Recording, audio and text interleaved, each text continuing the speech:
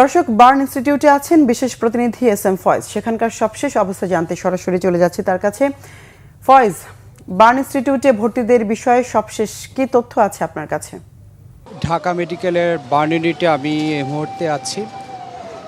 উত্তরায় যেই বিমান বিধ্বস্তের যেই ঘটনাটি ঘটেছে, সেই ঘটনায় এখন পর্যন্ত ৩৫ জন নিহতের কথা বলেছিলেন সরকার শনিবার পর্যন্ত। তবে আজকে একজনের মৃতের সংখ্যা কমিয়ে সরকারের পক্ষ থেকে বলা হয়েছে এখন পর্যন্ত ৩৪ জনের মৃত্যু হয়েছে।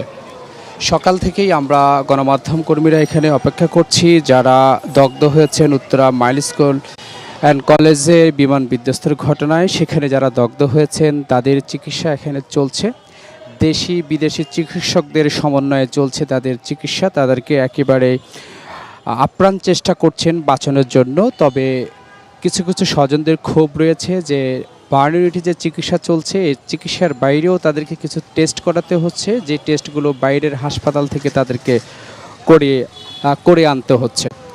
তবে যেই করে আনতে হচ্ছে বলে তারা অভিযোগ করেছেন।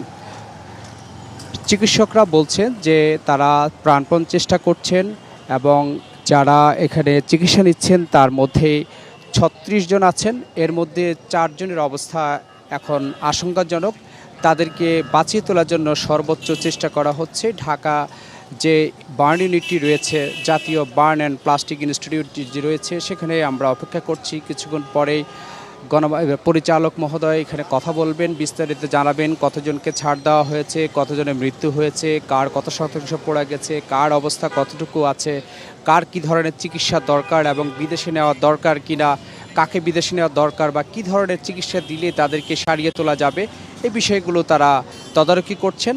আমরা অপেক্ষা করছি ৩টার দিকে যখন সংবাদ সম্মেলন করা হবে তখন। ধন্যবাদ আপনাকে, থাকুন সেখানেই, প্রয়োজনে আবারও যোগাযোগ করব।